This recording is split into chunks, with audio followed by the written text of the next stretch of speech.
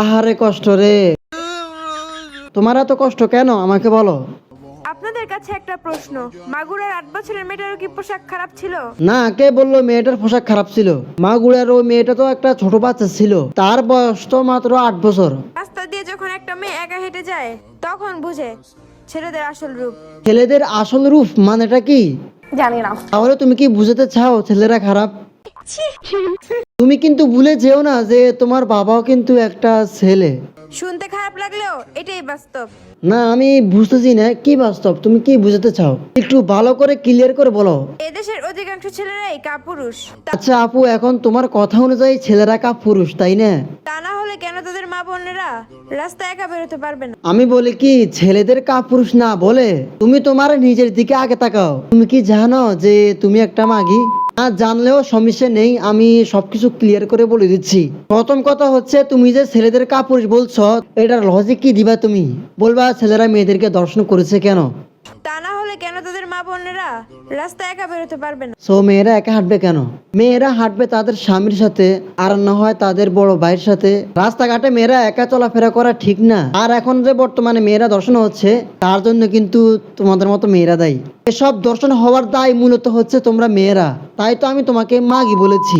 এবার আমি তোমাকে উদাহরণ দিয়ে বলে দিচ্ছি যে তোমরা কেন মাগি। প্রথম কথা হচ্ছে, তুমি একটা মেয়ে, তুমি মেয়ে হয়ে সোশ্যাল মিডিয়াতে ছেলেদের গেঞ্জি পরে ভিডিও করো, আর এসব দেখে ছেলেরা আকর্ষিত হয়। আর বাংলাদেশে যারা বউ ব্যবসায়ী আছে, যারা বউকে দিয়ে বিজনেস করে, বউকে প্রতিদিন নতুন নতুন জামা পরিয়ে সোশ্যাল মিডিয়াতে আনে, বর্তমান ছেলেরা ওই সব ভিডিওগুলো সবসময় দেখে। আমাদের এসব ভিডিও দেখে ছেলেরা কিন্তু তাদের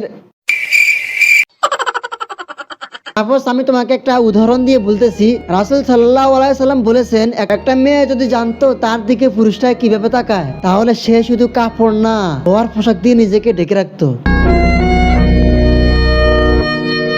তোমাদের বিবেককে প্রশ্ন করো, তোমাদের দিকে পুরুষরা কিভাবে তাকায়। আর তোমাদের এসব ভিডিও দেখে ছেলেদের করতে ইচ্ছা করে, তখন তারা কি করবে? এখন সবাই তো এসব লোড সামলাইতে পারে না, তখন রাস্তা যেসব মেয়ে দেখে, মেয়েটা ছোট নাকি বড় নাকি বুড়ো, এগুলোর দিকে তাকায় না, তার করতে হবেই, তখন ওই মেয়েকে ধরে বসে। এখন তোমাদেরকে তো সামনে পায় না, তাই যে মেয়েকে পায় ওই মেয়েকে ধরে। তাহলে বুঝো দোষটা কার। এখন অনেকে আমাকে বলবে, ভাই আমরা তো বলি না যে ছেলেরা আমাদের ভিডিও দেখতে। তোমরা যখন সোশ্যাল মিডিয়াতে তোমাদের ভিডিওগুলো আপলোড করো, তখন অটোমেটিক ভাবে তোমাদের ভিডিওগুলো সবার সামনে শো করে। এখন আমরা যদি দর্শন মুক্ত বাংলাদেশ চাই, তাহলে আমাদের সবাইকে একটাই কাজ করতে হবে, বাংলাদেশ থেকে কাপড় ব্লগারদের বিনাশ করতে হবে। অনেকে আবার আমাকে কথা বলবে যে ইউরোপ কান্ট্রি গুলোতে তো দর্শন হয় না।